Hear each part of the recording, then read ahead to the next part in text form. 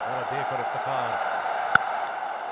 Straight down the ground by a man who can do no wrong in the form he's in. জার্সিতে পাকিস্তানের নাম রাখতে চায় না ভারত, যা বলছে আইসিসি।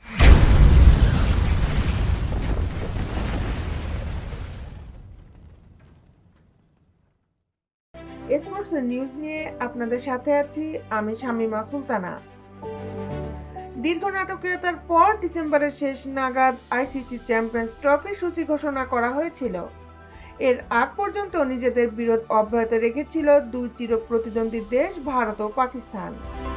দেশ দুটি শেষ পর্যন্ত হাইব্রিড মডেলের সায় দিলেও ভারত এবার নতুন অজুহাত দাঁড় করিয়েছে। প্রতিযোগী প্রতিটি দলের জার্সিতে থাকতে হবে আয়োজক পাকিস্তানের নাম, সেটাই রাখতে চাচ্ছে না ভারত, জানে এবার আইসিসি প্রতিক্রিয়া জানিয়েছে। বিশ্ব ক্রিকেটের নিয়ন্ত্রক সংস্থা আইসিসি সূত্রের বরাতে পাকিস্তানের সংবাদ মাধ্যম জিও নিউজ বলছে, টুর্নামেন্টে অংশ নিতে যাওয়া প্রতিটি দেশের জার্সিতে অফিসিয়াল লোগো থাকতে হবে। একই সঙ্গে আয়োজক দেশের নামও রাখতে হবে লোগোর নিচে। আইসিসির এমন ঘোষণা অবশ্য নতুন কিছু নয়। এর আগেও তাদের প্রতিটি বৈশ্বিক ইভেন্টে অফিসিয়াল লোগো ও আয়োজক দেশের নাম রাখা বাধ্যতামূলক ছিল। আইসিসির এক মুখপাত্র জানিয়েছেন, এটি প্রতিটি দেশেরই দায়িত্ব যে তারা তাদের জার্সিতে টুর্নামেন্টের লোগো রাখবে। এই নিয়ম সবার জন্যই বাধ্যতামূলক। অবশ্য লোগো বলতে কেবল প্রতীকী বিষয়টি নয়, এর সঙ্গে আয়োজক দেশের নামও সংযুক্ত থাকে। প্রতিটি আসরভেদে লোগোর ধরন, রং এসব বিষয় আয়োজক দেশ ও আইসিসি মিলেই ঠিক করে। শেষ পর্যন্ত জার্সিতে নাম রাখা না রাখার বিতর্ক কতদূর গড়ায় সেটাই দেখার বিষয়। গোটা বিষয়টি নিয়ে ক্ষোভ উগরে দিয়েছেন নাম প্রকাশে অনিচ্ছুক পিসিবির এক কর্মকর্তা। তার ভাষ্য, ক্রিকেটে রাজনীতি ঢোকাচ্ছে বিসিসিআই।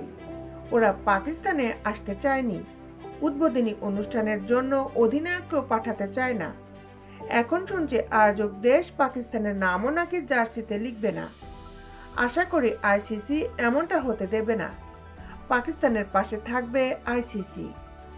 প্রসঙ্গত 19 ফেব্রুয়ারি পাকিস্তান নিউজিল্যান্ডের ম্যাচ দিয়ে চ্যাম্পিয়ন্স ট্রফির নবম আসরের পর্দা উঠবে।